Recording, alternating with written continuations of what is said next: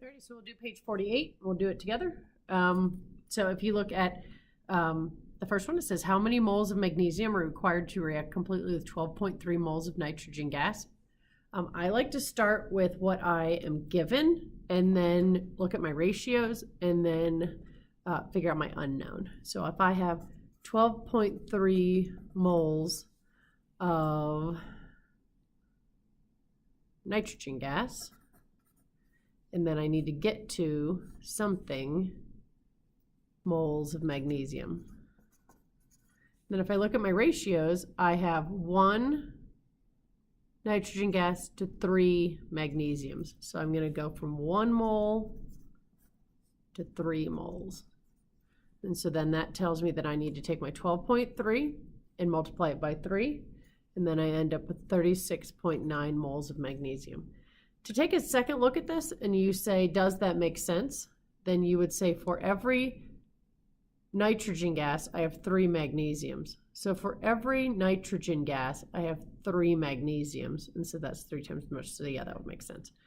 And so then the next one says, how many moles of magnesium nitride can be produced if 2.95 moles of magnesium react? So I put down what I know, 2.95 moles of magnesium.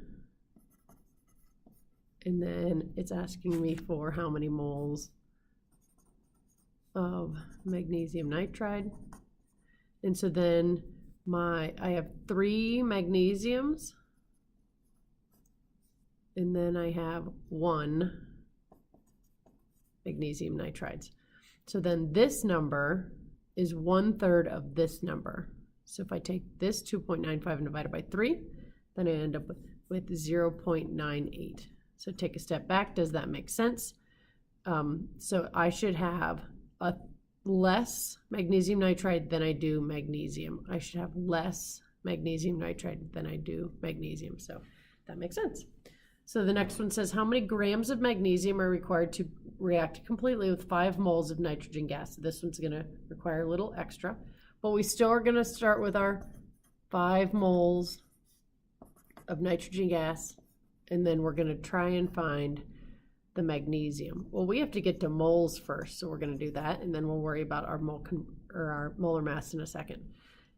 And so if I have 5 moles of N2, and my N2 is a 1 mole ratio to a 3 mole ratio, then I know I'm going to take my 5 and I'm going to multiply it by 3, and I'm going to end up with 15 moles of magnesium.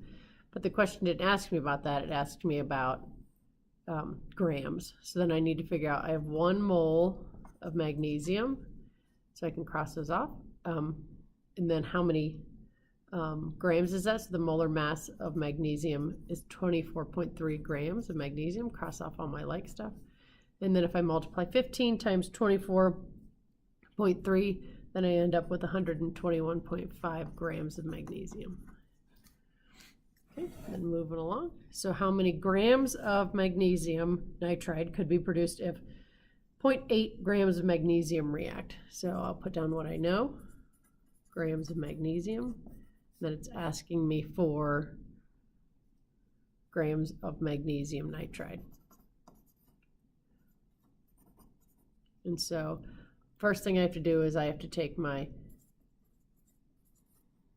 grams of magnesium and convert it to moles of magnesium. So my molar mass of magnesium is 24.3. I'll cross off my units. Then I end up with 0.03 moles of magnesium. And so then I'm going to figure out my moles of magnesium nitride. And so if I go back up to the top, and for every 3 moles of magnesium, I have 1 mole of magnesium nitride. And so then this will be 1/3. And so then I'd have 1 mole or 0.01 mole of magnesium nitride. But the question asked me for grams. So then I figure out that 1 mole of magnesium nitride, the molar mass is 100.95 grams. So cross off all my like units, do my math, And then this number ends up to be 1.01 grams of magnesium nitride. Okay, so keep on trucking. And so then down at the bottom, it's we have a different equation. So we have 2 potassiums plus fluorine gas equals potassium fluoride. And so then we have how many moles of fluorine gas must be added to completely consume 0.329 moles of potassium. So we have 0.329 moles of potassium.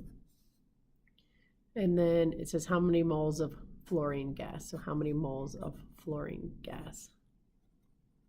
Put our little mole in there. So I have 2 moles of potassium for every 1 mole of fluorine gas, so I know it's going to be half of that. So then I take 0.329 and I divide it by 2, and then I end up with 0.165 moles for that one. So it's pretty easy.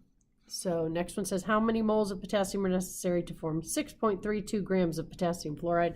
So write down what we know, 6.32 grams of potassium fluoride.